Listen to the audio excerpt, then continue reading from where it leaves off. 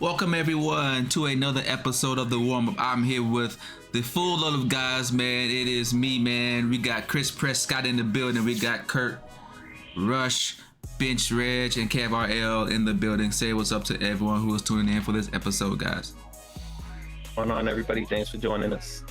Welcome back. Cool. And why they call you Bench Reg, man? I want to know that. I'm just saying, people got benched recently, man. Who you got bench recently? Trubisky got benched. Oh, representing for the bench squad. Oh, okay. You representing for the people who are non-starters. Gotcha. We will start again one day. Or the bench will rise again. What you trying to say? The bench will rise again. All right, cool. And then this is your first time listening to us. This is a place where we talk about sports, current events, and things in between through the lens of Black culture, man. We're here. Get at us every Wednesday where we have the new drops on YouTube. We have it on Spotify. We have it on Anchor. We have it on Google Podcasts, Apple Podcasts. Wherever you get your podcast from, man, we're there. And if it's not, then let us know. We'll go ahead and get that popping so you don't have to leave your domain. Also, check us out on the social media side of things, man. We are on Instagram. We're on Twitter. We're on Reddit at GrindhouseNTWK. So feel free to check us out there for any of our thoughts, news, reply to us, comment with us, all that stuff. And just know when we got new stuff coming through, or if anything is hot and popping, you know what I'm saying, trying to be the new news outlet with some flair. So finally, again, Discord, we have one of those. It's kind of a homegrown, like, community-based situation where we just have people come and talk about sports and off-topic things as well in a safe space, man. You can find us on the public domain at Grindhouse Network. So feel free to drop by on there. And like I said, we're here every Wednesday, so feel free to, if you like it, like, subscribe, comment, tell a friend, hit the 5 stars on the Apple Podcast, all that stuff. Any positive feedback, any feedback at all is going to help the algorithm on the respective platforms to go ahead and trigger and get us more views and things like that, so we can give you more of what you want. So anything else you guys want to add? I think you covered the bases, dog. Cool. Yes, sir. Cool. All right, well, let's jump right into the meat and bones of this situation tonight, man. Tua Tagovailoa. I know I messed up his name, but I'm gonna continue to try to get it right. Tua T, I think this is what someone said. Tua T, man, the dude had a frightful situation that happened on Thursday Night Football when the Miami Dolphins went up against the Bengals in their all whites, and the dude caught a nasty tackle. Give me 1 second, guys. Thought I had a sneeze there. All right. Where Tua got a nice whiplash sack and bumped his head again. And as most of the reports saw, just the live action, man, you saw him really kind of go through some gestures, some moments where he was really injured, thinking like it was a back and neck issue. That's what a lot of the reporters were saying during the broadcast, that he had to be carried out on a stretcher and taken to a local hospital to be evaluated. Now it comes out that he was having a concussion, or he was suffering from a concussion from that game, even though that was 4 days after he was found wobbling in the Buffalo Bills Miami Dolphins games that previous Sunday. And he was found wobbling and falling on his own recognizance, essentially, where he was evaluated and then put back in the game. So essentially, this guy has been really thrown through the ringer, and there's a lot of fallout that's happening. There's investigations from NFLPA. The neurosurgeon, I believe, who was evaluating him has been fired. Independent, they say, and now he's people are saying he shouldn't be playing, and everyone's being criticized from Miami Dolphins organization to everyone in between there and the field, right? The coaches, blah blah blah. So Tua, real quick, Reg, I'll start with you, man. Do you what do you think should happen with Tua? I know that you kind of had a question about this, so I'm just gonna throw it out with it with you. Start with you. What do you think should happen with Tua as far as his playing days? Oh, his playing days, I don't know. That's a tough question. I don't know where we draw the line. If it's a personal decision with him, or do we sit him down and say, hey, you can't play anymore? Do we defer to a doctor? I don't know how that works. I would like to see him stop playing football if it meant that he could, be seriously injured and continue to play. I feel like that's kind of baked into the DNA. It's the nature of the sport. Mm-hmm. Y'all bang against each other. Concussion, is pretty rampant. We see in the studies, we seen like what's happened to a lot of retired NFL players. Some of them are still having the wherewithal, others have serious issues. So I don't know where you go there with that. I would like to see his prioritized, but I don't know who gets a final say so on that. Also. Okay. I saw when I was reading the article, it says that he assisted, the unaffiliated doctor assisted in clearing him. I don't know if he was the primary physician or just one of many. I don't know how that works. But they said both the NFL and the NFLPA both have rights to fire the doctor without permission from the other if it's an unaffiliated doctor. So I don't know how that plays into question. We'll probably get more details. But as you said, you were describing it to me. I haven't seen the video of the injury itself. I didn't see that again, but it sounded extremely severe. And, even I'm reading a little bit about the first concussion. And one of the reasons he got fired is, I think when he was doing it, like his hands were kind of locked when he was doing that initial evaluation. And that's a telltale sign of concussion, possible concussion itself. So Yeah. it doesn't sound good. It doesn't look good. Yeah. So Kurt, man. So you think the neurosurgeon was scapegoated in this situation? Because this seemed like a lot of people's hands was on this one. A lot of people's hands were on it until the spotlight came on. Everybody ran it high, right? They pointed at that one person who's not associated with the team for real.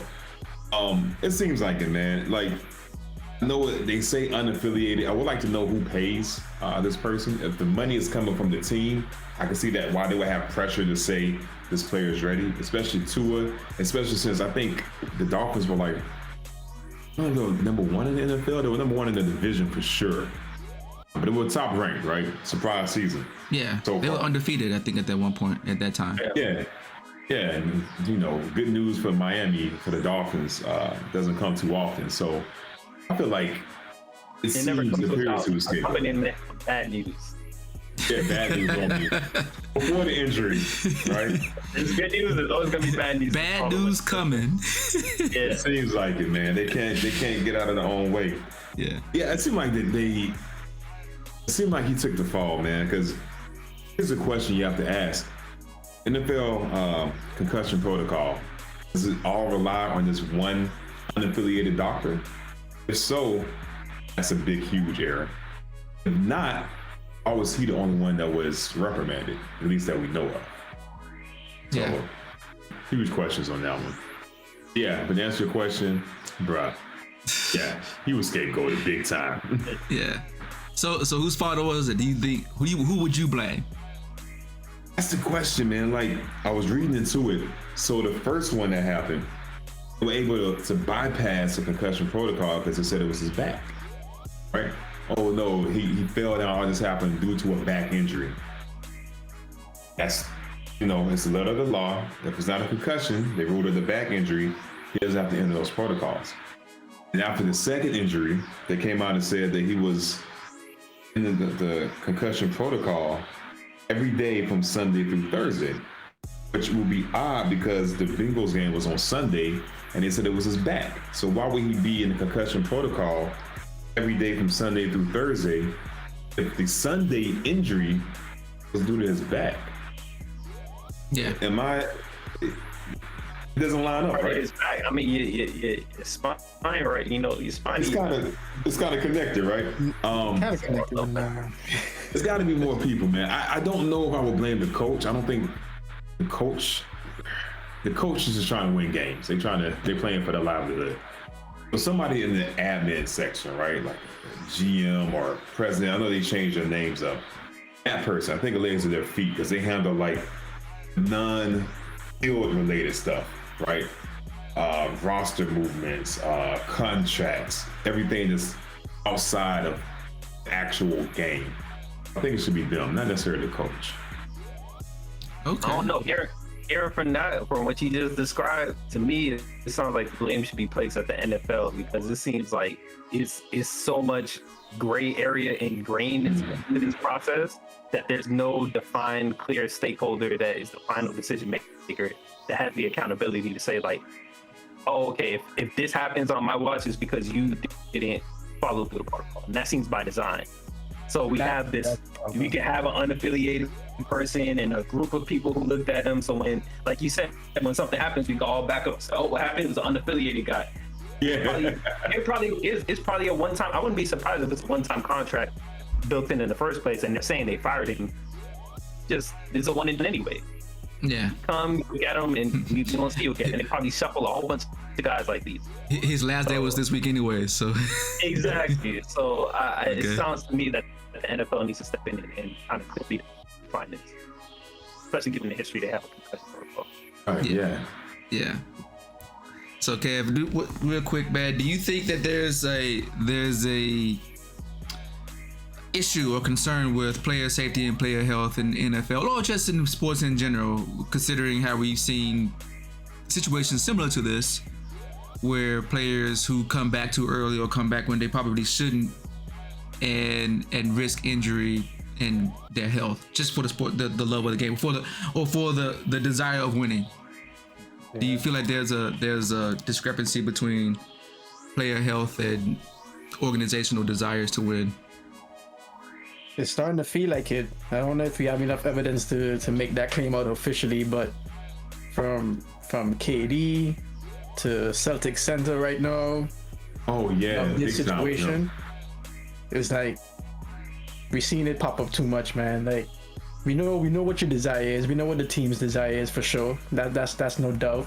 But at the end of the day, we also have this philosophy or this view about tough it out. You know what I mean? And play through it. I did, and sometimes we make mention of Kobe and how Kobe played with this injury or that injury. I don't remember the details now, but I remember Kobe playing with some real serious stuff, limping. What is it, Achilles? I don't know. He was Achilles injury. He went and shot the free throws, and we kind of romanticized it. Like, oh yeah, exactly. So at the end of the day, some people looking for that glory. You know, that glory to say, I pushed through it. So there's a lot of different moving parts that allows these things to happen.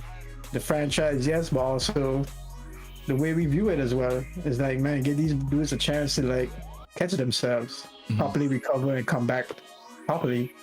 I'm not gonna go into the whole nutrition factor of it all, but that's a big thing too. You know what I mean?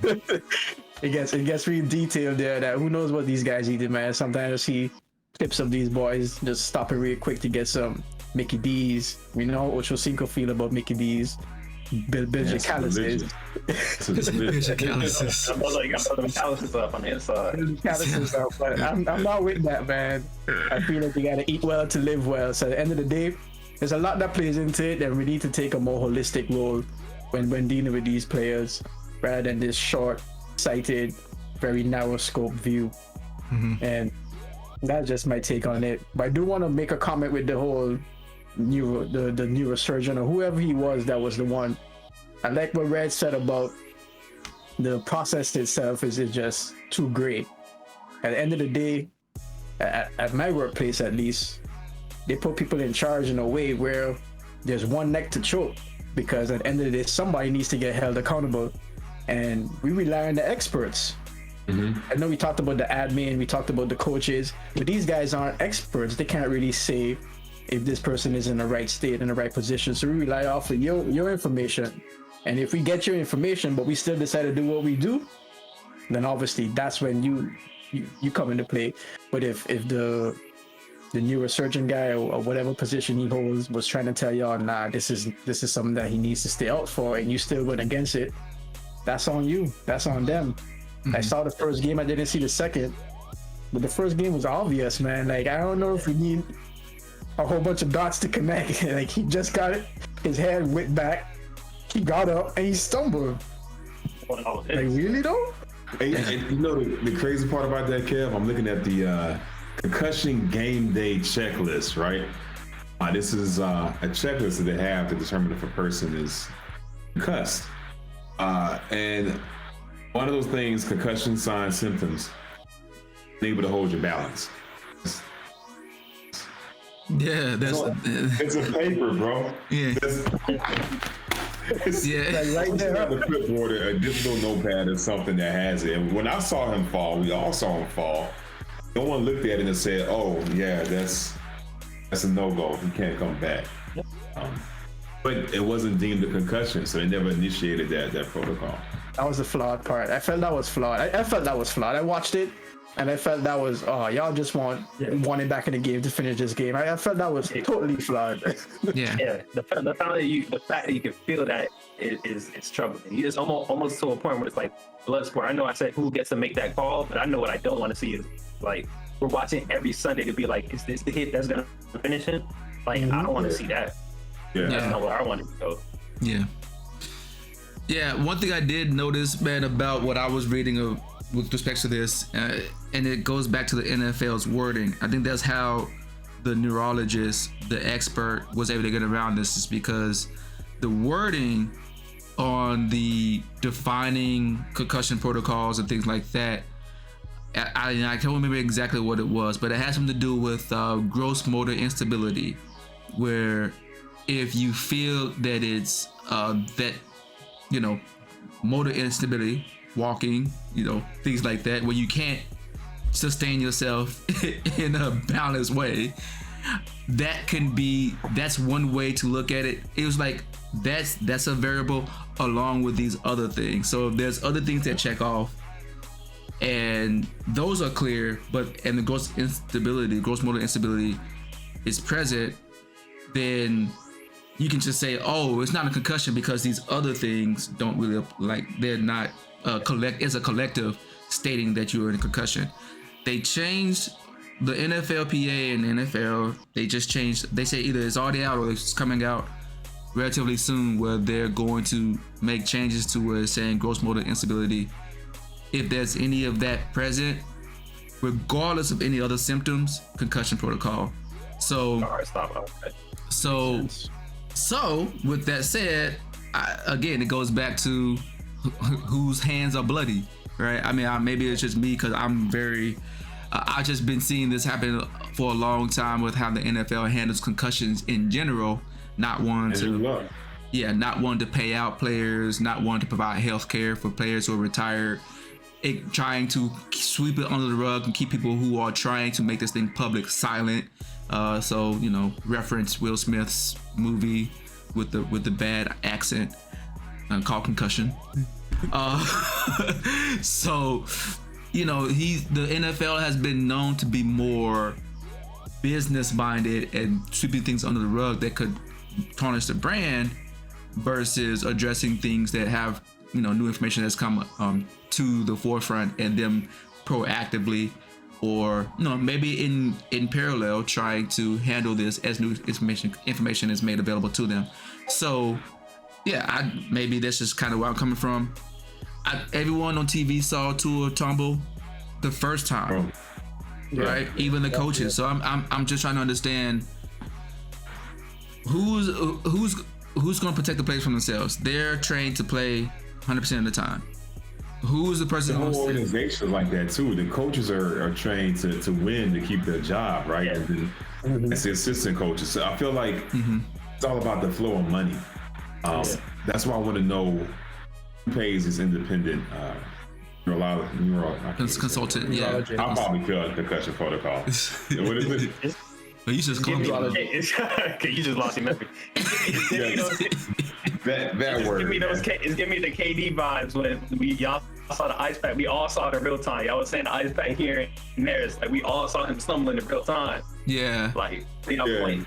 And you said something about bloody hands, and you said something about like a Nexus choke. That bloody hand and that Nexus choke can't be no unaffiliated person. It has to be somebody that's always there, consistent. It would make sense. So we can always point to that same person. That you can't scapegoat it on a contractor. That's exactly. I was gonna say every contractor has a support or supervisor to go to. So you just came in to do the one job. And you also brought up the good point of like feeling insulated about getting pressure. They should be completely empowered and insulated from like, hey, to make the decision, regardless people like it or not. can't be retaliated against. So I think the money has should to come be from the in NFL itself and not from the team for that specific portion, so that they don't feel the pressure of saying having to sign off on a key player to return to the game so that team can win. You know? Yeah. So sad, man, because they're talking right now like his career is done. This famed neurologist Bennett Umalu, he's saying, man, like if you love your family, if you love your kids, you better get out. You've suffered long-term permanent brain damage. Like what? yeah. That's the This is some difficult part, serious though. stuff, Like, though. yeah, he's not lying, but at the same time, like it's possible that he plays football again and doesn't, and he's fine. You get in that gray area. The doctor will tell you to stop smoking immediately. Yeah. Which cigarette's going to trigger the cancer? We don't know. But we know if you keep doing it, it's not going to be good for you. So it gets into that area, and I don't know. The sport in itself is dangerous. At least the way it plays currently. That's so the I don't know problem. where we try those lines. Yeah. That's the problem. The sport itself is dangerous. So it's like you talked about cigarettes, but we know that's a gradual process. It takes many years. Yeah. It's not really one cigarette that does the tipping scale. In this case, it could just be one hit. Yep. Like it could literally just be one hit. At the end of the day, he shouldn't have been in this situation, man. It's sad that the man's livelihood could just get taken away because of some carelessness or whatever other forces carried it in this direction. It's crazy. Yeah.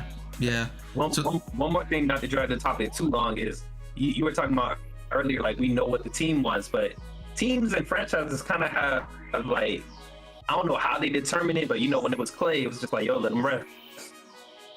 When it was KD, it's like, put him out there. If it's Steph, if it's not too serious, let him rest. We're thinking long term with these guys. This guy has a short contract, or he's just starting. We need production now. It shouldn't be able to be a calculus like that. The protocol should be consistent. That is different timing, right? Because Clay was healthy going into the finals. KD was coming back. I can't remember if he played game one. He wanted to beat Toronto. It was a final, so putting all your cards on the table to win. The Clay thing, that went into like next season when he got injured during training camp. I think a second injury. But keep him out, let him rest. On the back of the KD thing, I think they learned a lesson from that. Yeah. I don't think it was a lesson. I feel like they would have made that same decision either way when it came to Clay, because I think like I'm saying, they do their calculus. We're thinking long term with Clay. Like they could have rushed him back, because he had to take a whole season off before he got injured in training camp. They could have probably tried to brought him back sooner. I think the PR on that would have looked real bad after the KD injury. I think if they would have did that, heads would have rolled in that office. Yeah. I think they learned their lessons, but also I think the stakes were lower, right? KD, there was game 4 or game 5 where KD came back and was in there for 5 minutes. It wasn't game 1. Yeah.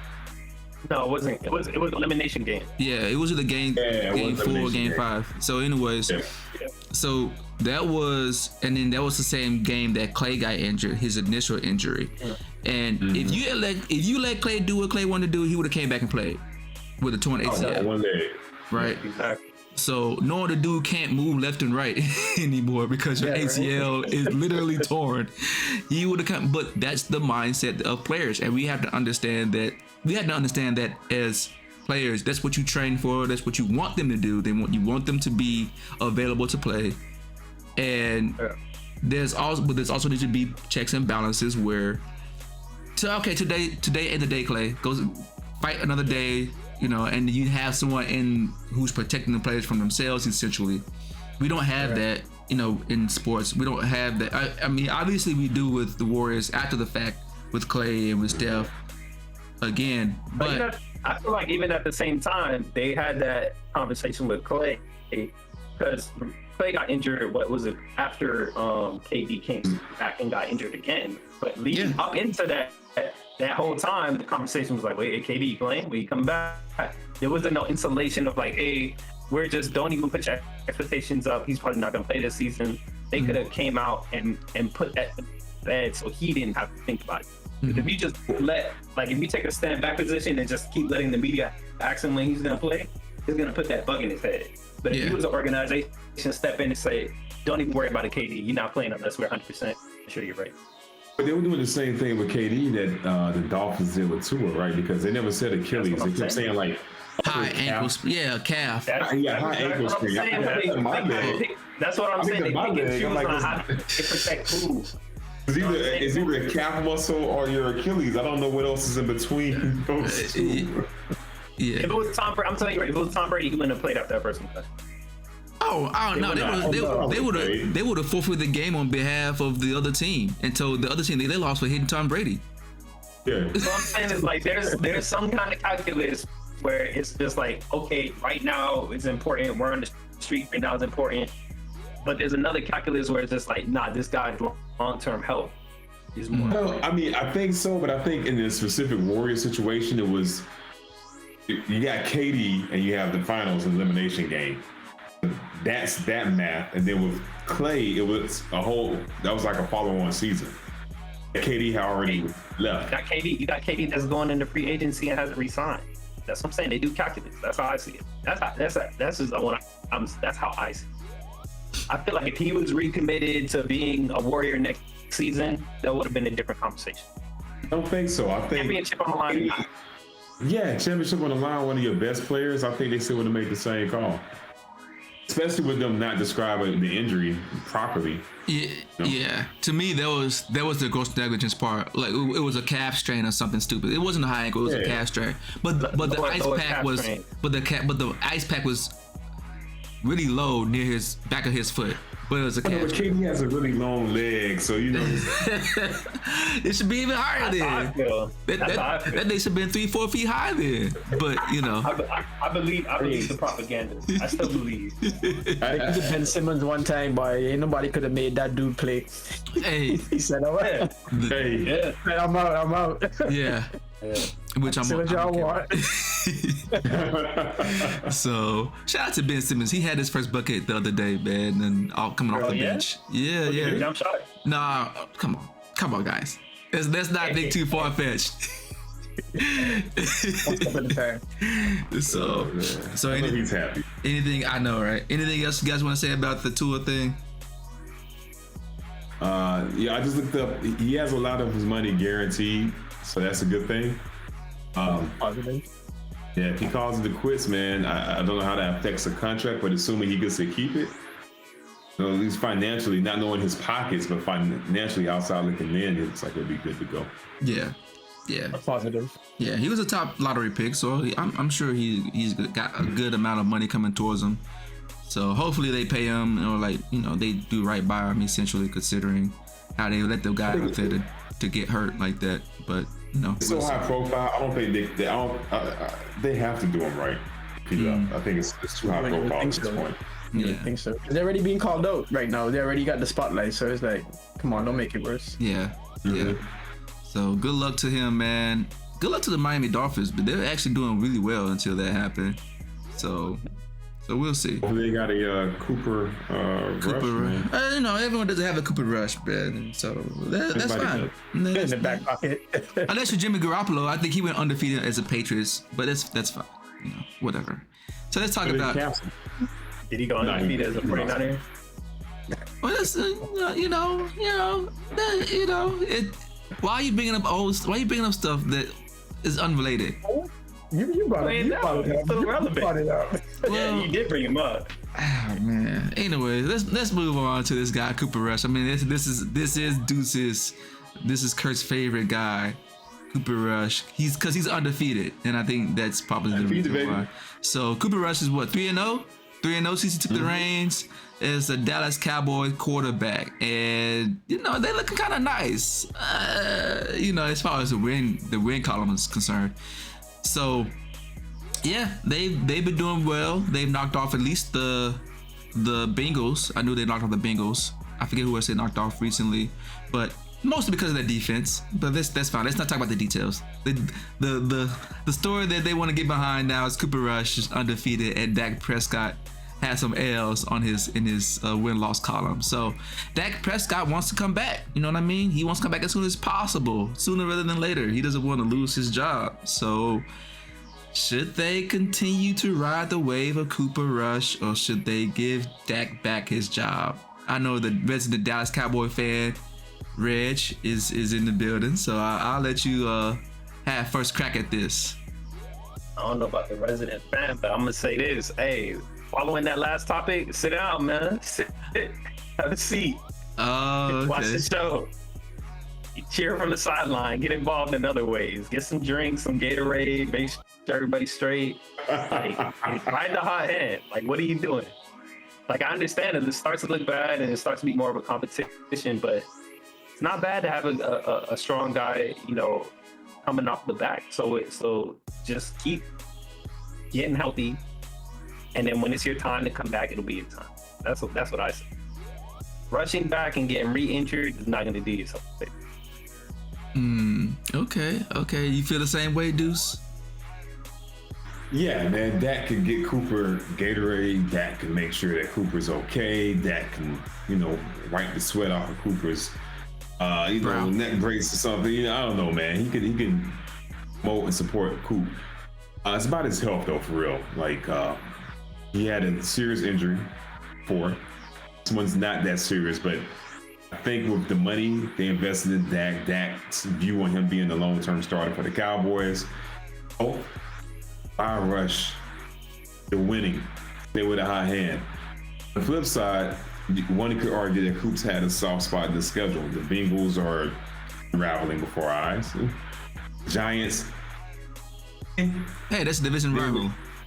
That's a division rival. Yeah, but then it's not the Eli Manning Giants, man. It's a Danny Dimes. They were doing pretty all right. Saquon Barkley is probably one of the best rushers so far this year. He is. That defense is fire. It's not. They say not going into details. That defense is fire. His last game, where he had his highest QBRs against the almighty Commanders. I had to look at it again, make sure. The Commanders. You mean the Washington football team? Washington football team. So, he's playing some teams. Let's go back to let it ride, man. Dak, take your time. And you want to play for a long time, as long as you can. Why rush back? There's no need. Get your time, get well, get some reps, get more reps in practice. And Jerry Jones has to decide when the appropriate transition is. Because I guess my question is, what if Coop plays good for the remainder of the season or continues to play good? What is the indicator that you will use to switch him out with Dak? Well, that was going to be my next question. When do you put back Dak? The indicator, he's your starting quarterback. That's the indicator. Well, there you go. Yeah, he should start for win. I know. Well, I think at the end of the day, you gotta look at practice. This is what I think. True. You gotta look at practice? You're talking about practice? Yeah. Talking about practice. You're talking about practice. Okay. I think practice is where you figure that out, right? That's where these decisions get made. But they see what they like in practice versus because obviously only one can play the game. Right? So the only other time you're gonna see both of them play to be able to measure them is practice. Okay. So like you said, they got a soft spot on their schedule right now. If Dak is still out against one of the tougher opponents, and that's when you really testing him. If Cooper can handle that test, what do you do? You had the Rams and the Eagles coming up, so. Well, the Rams ain't been that good since they got rid of Von Miller. Because, Von Miller's one who won the Super Bowl for them. But that's besides the point. No, it was a team. Okay. The accusation. Okay. I mean, it's the same lineup. Who won that 49ers game against the Rams yesterday? Who won the defense? And Debo. Defense and Debo. It was that fan that jumped on the field, bro. No, the fan. So the same thing. So you say the defense carried the Rams the same way the defense carried the 49ers. Yeah. Yes. Basically, the Rams are a derivative prototype of the 49ers formula. Yeah. Okay. It's always been that way. I don't know why you guys are surprised. It's always been that way? I'm just asking. Yeah.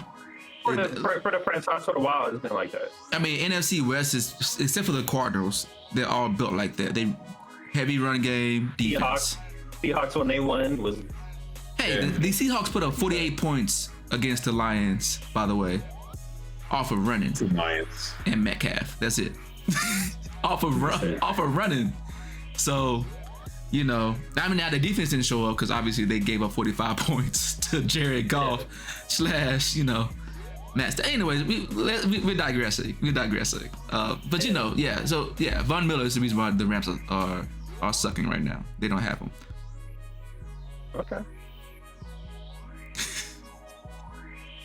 Why are you looking at it like that? Matthew Stafford's still on the team. It's so like, I don't know why you're so.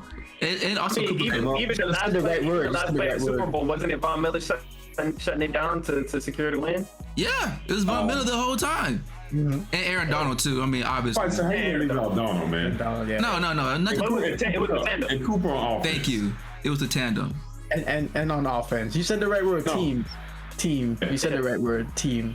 If you're missing a link from your team that was working well, it's a synergistic thing at the end of the day. If you're missing a link from your synergy, I mean, the whole thing could get thrown off. Like, you're not gonna just say that means everybody who is here is trash now, just because that one person left and the synergy is off. That don't make everybody else who's left trash. It doesn't work that way. That's poor logic. It was like throwing a rubber ball at the brick wall, like trying to throw knowledge at Chris's head. This is gonna bounce right off. What are you talking about? Look, we're getting off the rails. We're talking about Cooper Rush and Dak Prescott.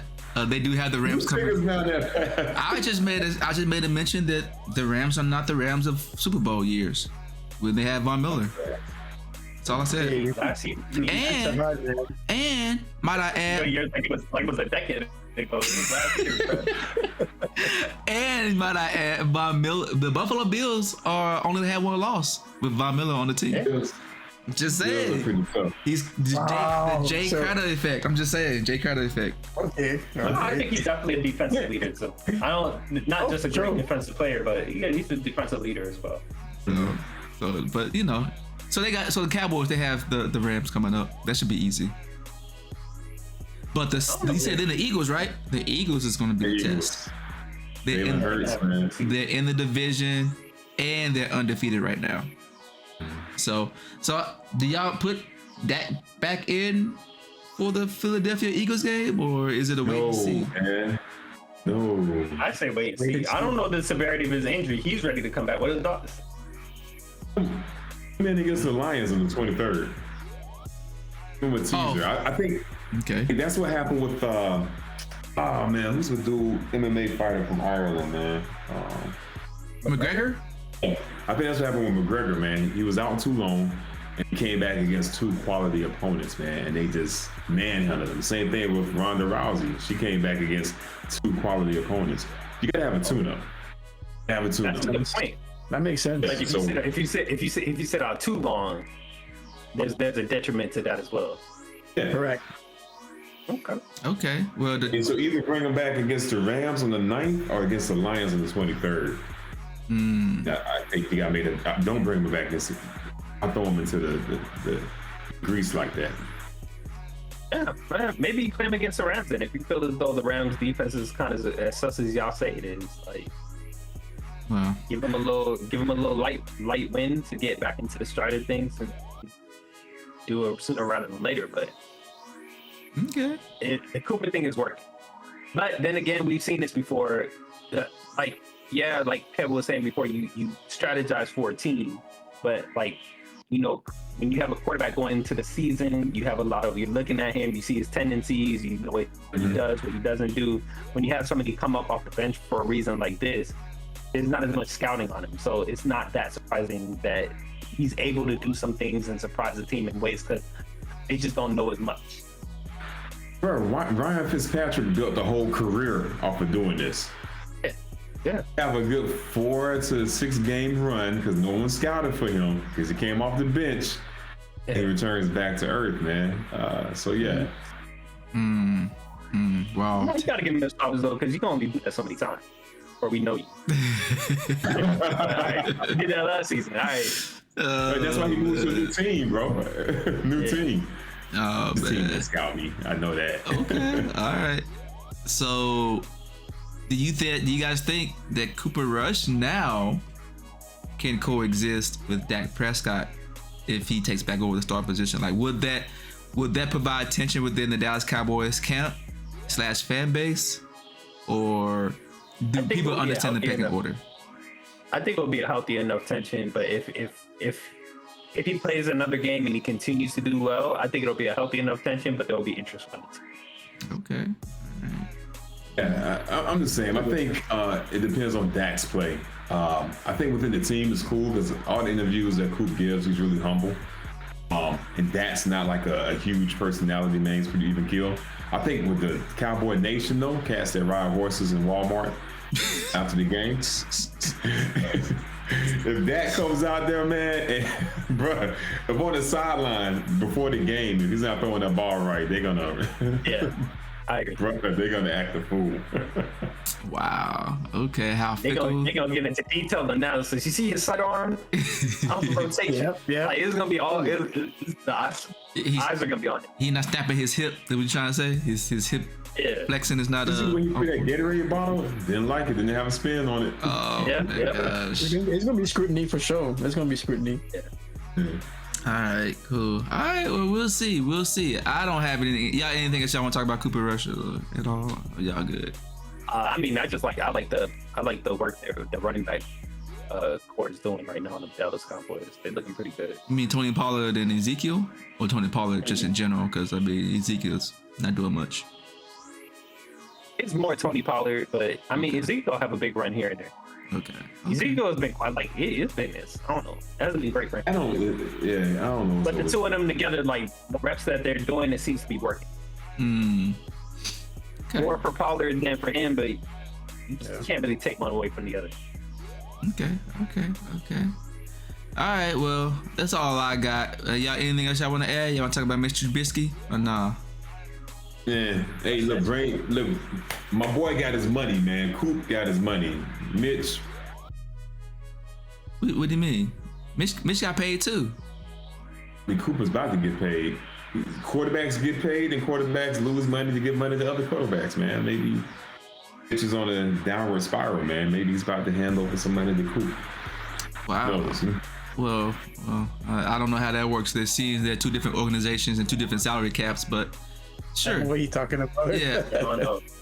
Money, Sounds like a Ponzi scheme. We gonna pay this player. I don't know. You see it all the time, man. One guy gets a big contract, when he and after his next check, contract he loses money, man. Yeah. He loses money next time. So who money you take away from then? From your page, like when you get a pay raise? The government. Nobody, what you talking about, man? We talking about sports, bro. Who money you taking? I don't know. I'm trying to figure out how this whole flow of money go, and it just that was weird for me. So What money you taking, man? I don't take anyone's money. I don't even subscribe. Dame Dash. I don't. What would you call another man daddy? Yeah.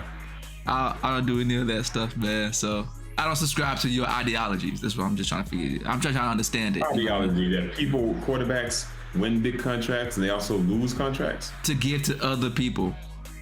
The Chris Cross, yeah. People, man. You know, Well, yeah, he's saying if you lose a contract, right? Like if your money's not all guaranteed and they cut you, somebody else, they got to better for somebody else. Yeah, but the quarterback in the league can't be the top paid quarterback in the league, bruh. Like there's only like X amount of top paid quarterbacks.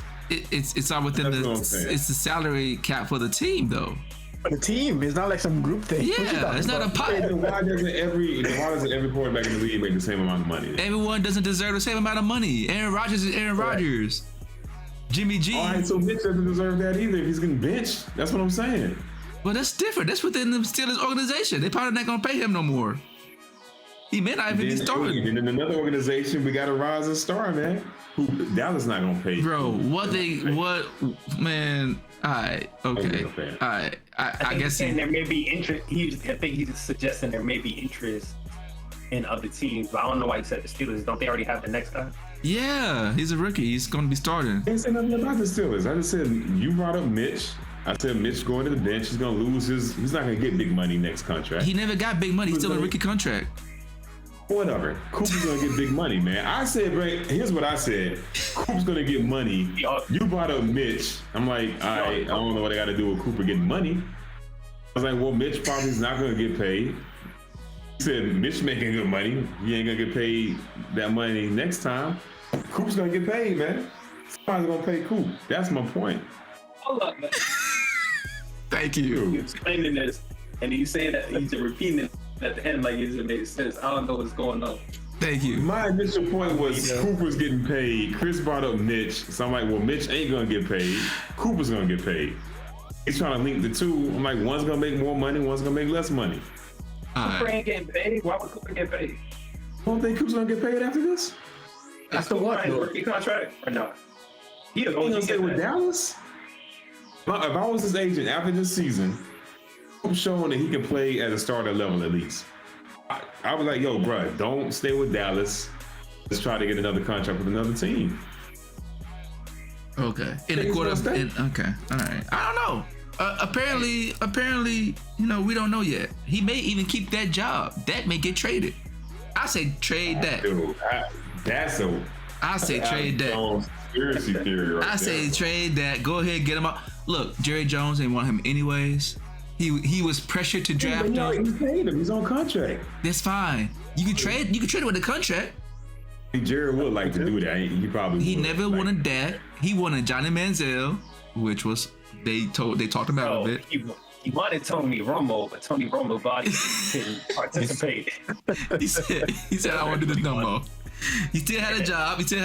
It was unofficial, it was off the books, but yeah, he didn't want Dak, and Dak showed why you should keep him. He begrudgingly signed him and gave him the raise. Remember, he didn't want to give him that money. He broke his hand. Yeah, didn't want to give him that money. So now he got it. Now he got him, but Cooper Rush is now showing, I could win without Dak. Maybe it's just I don't know, man. Jerry Jones token. got a tendency to hold on to things like Miles Garrett. Yeah. Or from a coach. Yeah. Jason, you talking about Jason Garrett. Garrett. Yeah. Tony Romo. He probably gonna hold on to Dak.